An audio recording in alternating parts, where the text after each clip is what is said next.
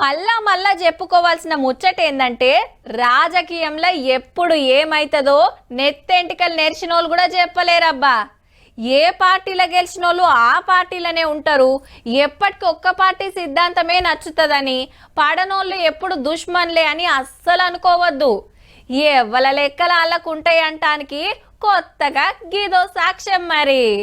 చీపురు పాటికి చిన్న పెద్ద షాక్ గొట్టలే.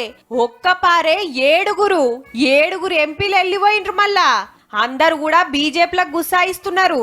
జంపింగ్ టీమ్ కు రాఘవ్ చెద్ద గ్యాంగ్ లీడర్ అంతా ఎట్లెట్లనో వేస్తుండు. పార్టీ లైన్ దాటిండని మొన్ననే రాజ్యసభ డిప్యూటీ లీడర్ పదవులకెళ్లి తీసేసి అశోక్ మిట్టల్ అన్నట్టు ఆయనను గా కుర్చీలో కూసుండబెడితే ఇవాళ ఆయన కూడా జంపు.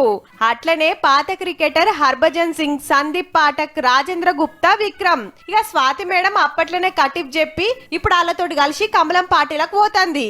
ఆప్ కు రాజ్యసభలో 10 మంది ఉంటే 7 వెళ్ళిపోవడంతోటి ముగ్గురు మిగిలిండ్రిగా. చీపురును గట్టిగా వేస్తానికి 15 ఏండ్ల కాంచి మస్తు కష్టపడ్డా, అయినా నాకు ఇల్విస్తలేరు, అవినీతి పార్టీలా ఉండలేను అనికొచ్చిండు రాఘవ్ చెద్ద. చల్ అంత గలత్ ముచ్చట. ముందు సందే బీజేపీ తోటి దోస్తు చేసిండ్రు. ఈడీ కేసులకు బుగులు పడి సెంటరోలకు సరెండర్ అయినరని ఆమ్ ఆద్మీ పార్టీ లీడర్లు గుస్సాయిండ్రు ఇళ్ల మీద. పార్టీ మారబోతున్నోళ్ళంతా పంజాబ్ లీడర్లే. మల్లాడ ఈల పాటే పవర్లున్నది. ఢిల్లీలా ఆ పోడుతోటి చీపుర్లకెళ్ళి ఒక్కొక్క పుల్ల ఊసిపోతంటే దినం ఇంత ఈకైతాంది. చూడాల మరి కడమోలను కేజ్రీవాల్ సారు ఎట్లా కాపాడుకుంటాడో.